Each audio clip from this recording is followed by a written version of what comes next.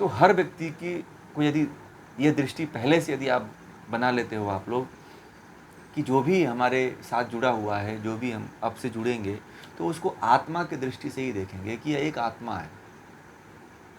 किसी के साथ वह संबंध न जोड़िए कि यह मेरा है, आपका है ही नहीं है। आप कितना भी कह लो ना, डंका पीट लो, कुछ होने वाला नहीं है।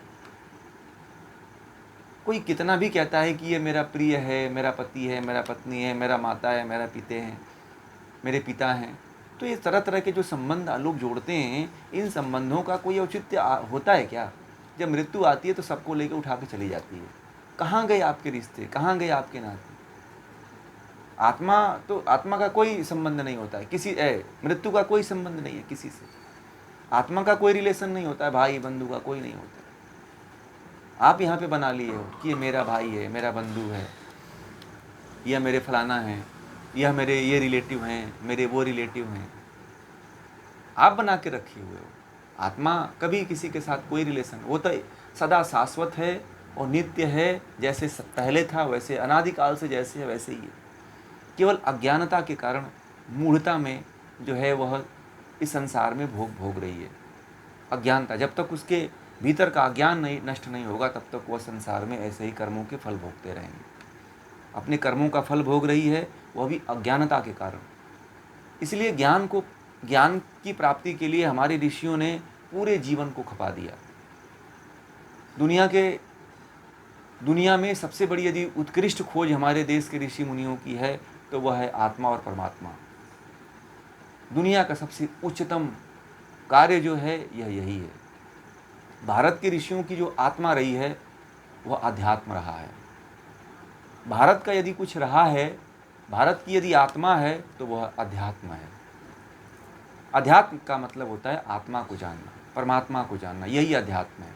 अध्यात्म कोई और कुछ नहीं है। जो आत्मा को जानता है, अपने मन और बुद्धि के द्वारा जो है आत्मा तथा परमात्मा का साक्षात्कार करता है, उसी को अध्यात्म कहते हैं। तो भारत की जो आत्मा रही है वह अध्यात्म रहा है।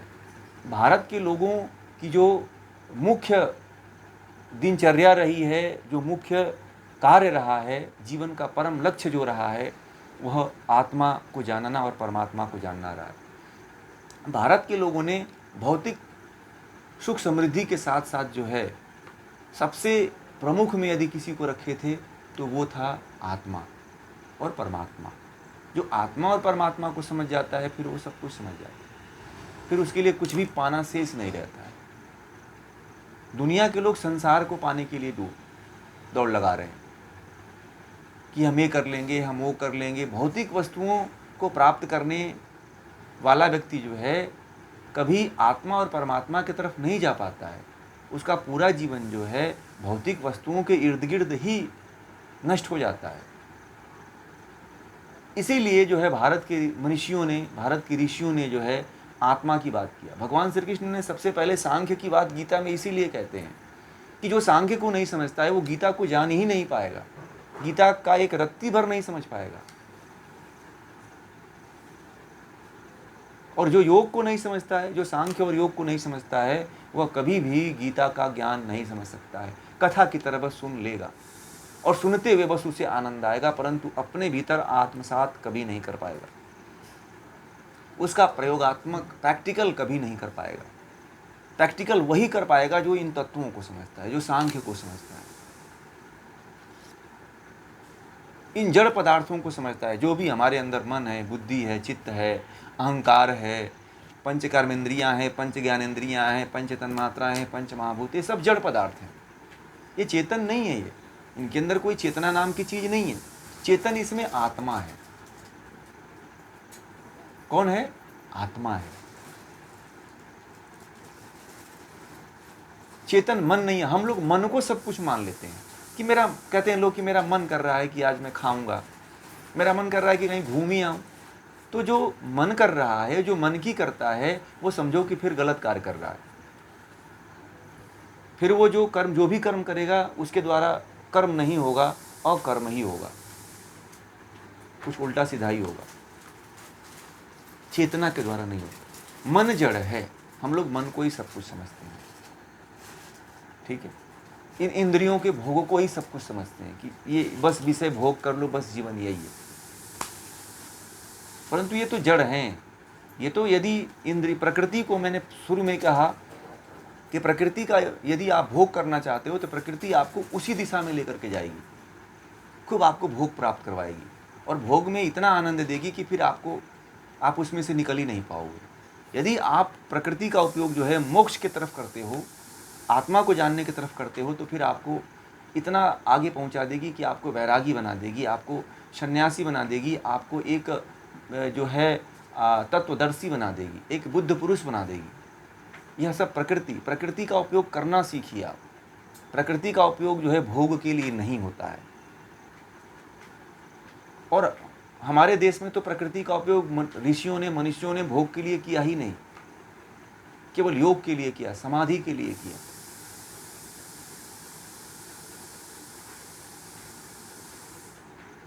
जब सिकंदर जो है भारत पर आक्रमण किया था तो उसका जो मंत्री था वह उससे पूछा कि ये भारत में लोग जो है ये लंगोटी पहन करके, कटी वस्त्र, दो, एक कपड़ा नीचे एक कपड़ा ऊपर पहन करके और नदी के किनारे बैठ के, जंगलों में बैठ के करते क्या हैं। वह परेशान हो गया ये देख करके जब भारत पर आक्रमण किया था तो, और इसके लिए बड़ा जागरूक उत्सुक हो गया जानने के लिए। तो चंद्रगुप्त ने, आचार्य चाणक्य ने उसकी सेना में जो है, सिकंदर की सेना में अपने गुप्तचर नियुक्त कर रखे थे। तो वह गुप्तचर जो है मतलब सेलुकस की तरफ हो गया, सेलुकस की तरफ सिकंदर, हाँ सेलुकस उसका मंत्री था, तो सेलुकस की तरफ सेना में हो गया, सेलुकस की सेना में हो गया और भारत के जो राजा थे उनके विरुद्ध में वह कार्य करने लगा, क्योंकि गुप्तचर था, गुप्तचर ऐसे ही कार्य करते हैं। तो वह बताया कि भारत के लोग जो है आत्मा और परमात्मा की खोज में लगे रहते हैं। तो बोले कि भारत के लोग कुछ पागल नहीं है। सिकंदर ने कहा नहीं, यह धन, जो तुम धन लूट करके ले जा रहे हो ना, वह कहा, जो गुप्तचर था जो आचार्य चाणक्य के द्वारा नियुक्त किया गया था, तो उसको कहे कि भारत के लोग उस धन की खोज करते हैं जो ये जो पैसा तुम लूट करके, सोना चांदी ले करके जा रहे हो, यह इसके मतलब कि ये इतना बड़ा है कि इसके कहते हैं कि एक रत्ती भर भी आपका धन नहीं है। ऐसी खोज में लगे रहते हैं लोग।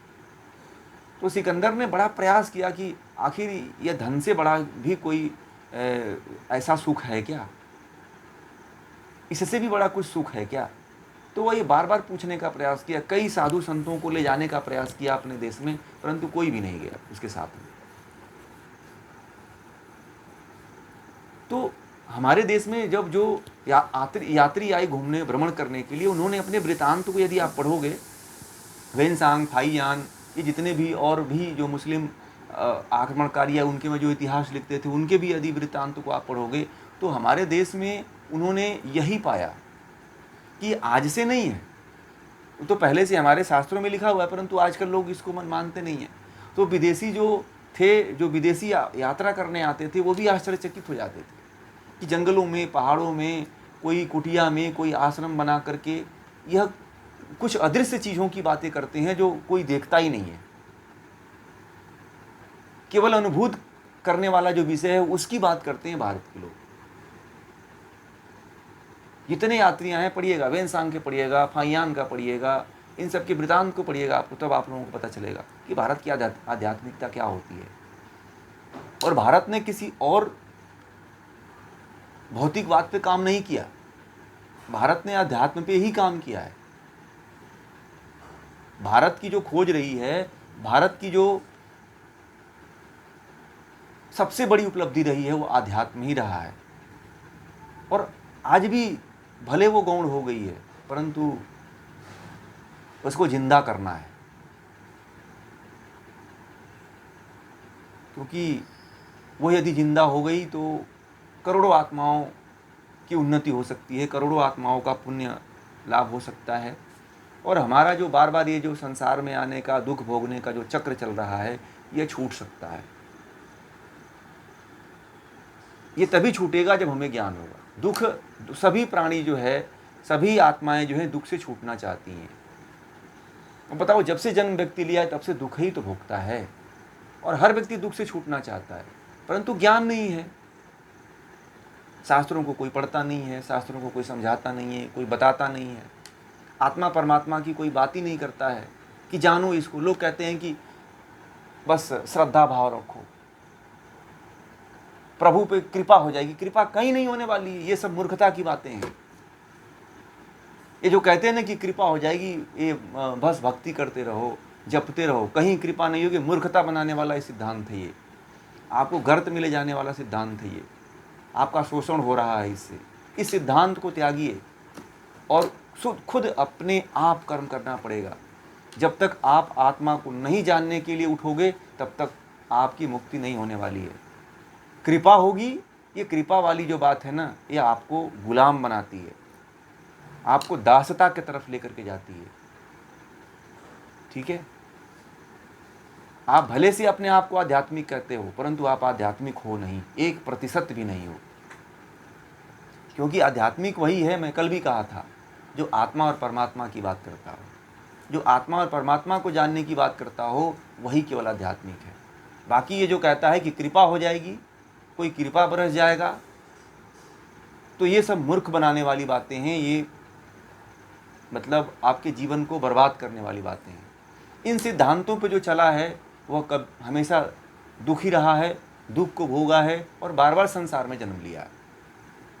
इसीलिए योद्धा बनिए, योद्धा बनने की ज़रूरत है,